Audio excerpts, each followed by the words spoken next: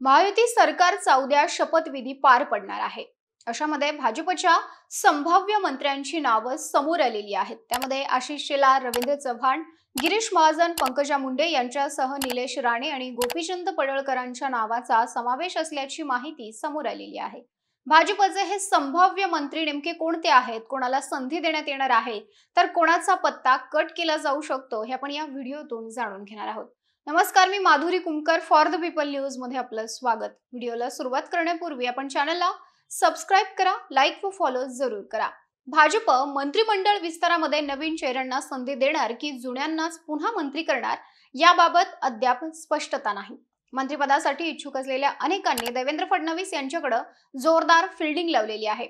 मंत्रिमंडळाचा चेहरा हा अनुभवी असावा असं कारण देत जुन्यांसाठी आग्रह धरला जातोय, तर तेच चेहरे किती दिवस असाही एक मतप्रवाह पाहायला मिळतोय। त्यामुळे इतर आमदारांचं लॉबिंग सुरू आहे। महायुती सरकारमध्ये देवेंद्र फडणवीस यांच्यासह भाजपचे 10 मंत्री होते। हे सर्वजण पुन्हा विधानसभेवर निवडून गेले आहेत।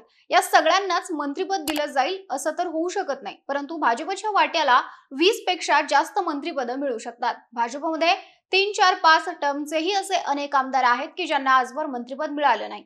त्यामुळे यातीलच असे अनेक आमदार हे मंत्रिपदाचे प्रबळ दावेदार आहेत। गिरीश महाजन, सुधीर मुनगंटीवार, मंगलप्रभात लोढा हे 7व्यांदा विधानसभेवर निवडून गेलेले आहेत। मंत्रिपद मिळावं यासाठी अनेकांनी सागर बंगल्यावर देवेंद्र फडणवीसांच्या गाठी भेटी देखील घेतलेल्या आहेत। फडणवीस हे कोणालाही शब्द देत नाहीत, मात्र पक्ष नेतृत्वाशी चर्चा करून योग्य तो निर्णय घेऊ असं सांगत असल्याचं बोललं जातं।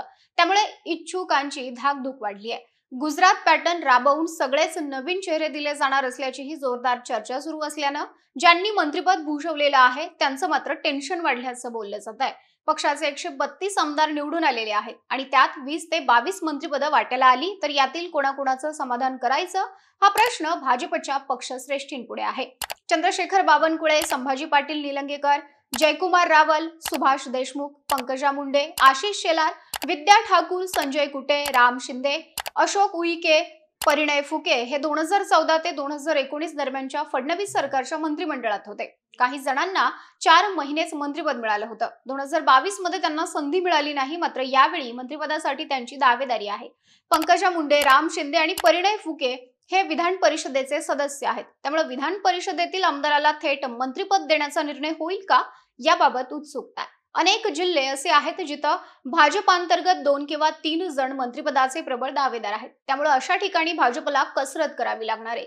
माजी मंत्री गणेश नाईक हे 6 टर्मचे आमदार आहेत, परंतु महायुती सरकारमध्ये त्यांना अद्याप मंत्रिपद मिळालं नाही। अकोटचे प्रकाश भारसाकळे हे 7व्यांदा आमदार आहेत। मलकापूरचे आमदार चैनसुख संचेती हे 6व्यांदा निवडून आलेले आहेत। मुंबईतील वडाळा मतदारसंघातून कालिदास कोळंबकर 9व्यांदा निवडून आलेत। मुरबाडचे आमदार किसन कथोरे 4थ्यांदा निवडून आलेत। त्यामुळे या ज्येष्ठ आमदारांना संधी दिली जाणार का हे पाहावं लागेल। भाजपचे प्रदेशाध्यक्ष चंद्रशेखर बावनकुळेंचा मंत्रिमंडळातील समावेश निश्चित मानला जातोय। यासह सुधीर मुनगंटीवार, राधाकृष्ण विखे पाटील, गिरीश महाजन, विजयकुमार गावित, चंद्रकांत पाटील, मंगलप्रभात लोढा, अतुल सावे, सुरेश खाडे, रवींद्र चव्हाण हे शिंदे सरकारमध्ये मंत्री होते। आता त्यांना यावेळी संधी दिली जाणार का ते पाहावं लागेल।